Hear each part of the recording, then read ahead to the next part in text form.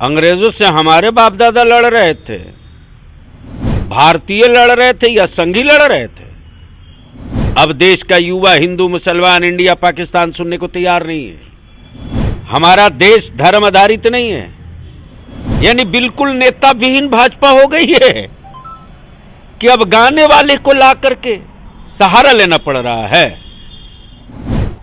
केंद्रीय मंत्री गिरिराज सिंह हो या शिवहर से बीजेपी के सांसद रमा देवी लगातार मुसलमानों के ऊपर विवादित बयान देते रहते हैं। एक बार फिर से गिरिराज सिंह ने कहा है कि हिंदुस्तान के तमाम मुसलमानों को पाकिस्तान चले जाना चाहिए। कुंडली विधानसभा उपचुनाव में प्रचार के दौरान रमा देवी कहती हैं कि मोतिहारी के ढाका विधानसभा क्षेत्र पाकिस्तान ही है। उन्होंने उस विधानसभा क्षेत्र को पाकिस्तान की संज्ञा दी है। हमारे साथ हैं अभी जदयू के पूर्व एमएलसी और वरिष्ठ नेता गुलाम रसूल बलियाबी। जिनका आप नाम ले रहे हैं उनकी बातों की उनकी पार्टी ही नोटिस नहीं लेती, इसलिए कि वो कब क्या बोलेंगे समझ में नहीं आता।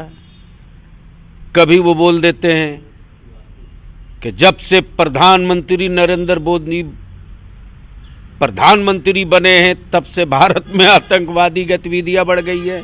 वही बोले हैं ना, उन्हीं का बयान है ना, रिकॉर्ड पर है। वही बयान दिए थे ना कि मैं एक ऐसी टेक्नोलॉजी लाया हूं कि एक गाय एक दिन में 40 बच्चा देगी।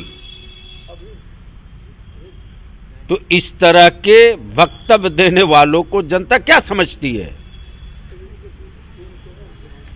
तो ये हताशा निराशा का बयान है और इन लोगों के पास कोई विकास का एजेंडा नहीं, देश का एजेंडा नहीं, युवाओं का एजेंडा नहीं, गरीबी दूर का एजेंडा नहीं, जॉब देने का एजेंडा नहीं। हां, मुसलमान दिखा करके देश के बहुसंख्यक समुदाय का वोट लूटने का एजेंडा है इनके पास।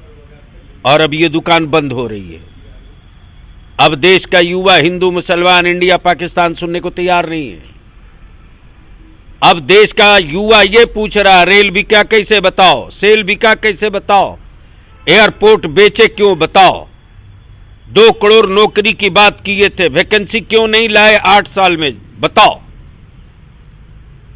तो इन सारी चीजों से ध्यान हटाने के लिए कभी पाकिस्तान, कभी इंडिया, कभी मुसलमान। अब ये नहीं, बीजेपी को काम से मतलब है।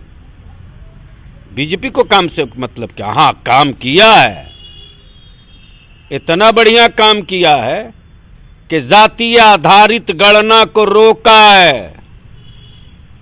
क्यों नहीं हिम्मत है तो कराते देश स्तर पर। कहां अलग से खर्चा हो रहा? जनगणना होती है, एक कॉलम बढ़ाना था। हमारे नेता माननीय श्री नीतीश कुमार जी बार बार कहते रहे कि एक कॉलम बढ़ाना है, जाति आधारित गणना करवा दीजिए ताकि पता चले कि जाति की क्या आबादी है, क्या संख्या है, उनकी सामाजिक स्थिति क्या है, राजनीतिक स्थिति क्या है, शैक्षणिक स्थिति क्या है।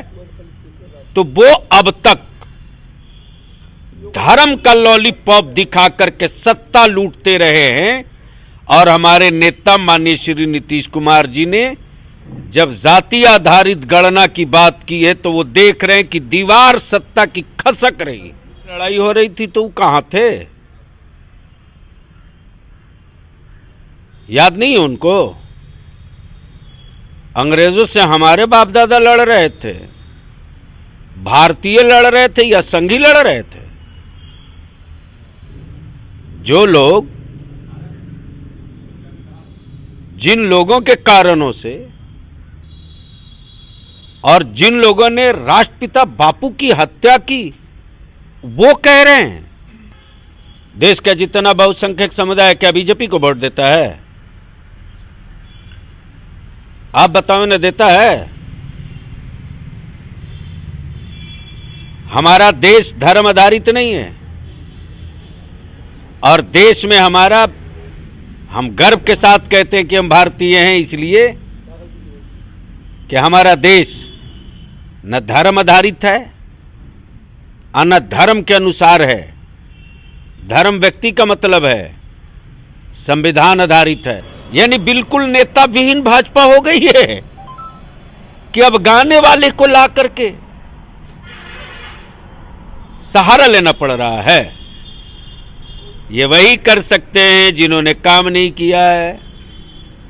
हमारे नेता ने काम किया है, काम के आधार पर बिहार की कुड़नी की जनता वोट करेगी, भारी बहुमत से जीतेंगे। जी, तो हमारे साथ थे गुलाम रसूल बलियाबी, पूर्व एमएलसी हैं, जदयू के वरिष्ठ नेता हैं, जिन्होंने साफ तौर पे कुडनी विधानसभा सीट जीतने की बात कही है। और गिरिराज सिंह और रमा देवी ने जो बयान दिया है भारत के मुसलमानों के ऊपर, इन्होंने साफ लफ्जों में कहा है कि उनके बयान को जब उनकी पार्टी नोटिस नहीं करती तो आम जनता या और दूसरी पार्टी नोटिस क्यों ही करे। खबरों का सिलसिला यूं ही चलता रहेगा। जुड़े रहें फर्स्ट बिहार के साथ। मैं तो आपके साथ विश्वजीत आनंद, फर्स्ट बिहार, पटना।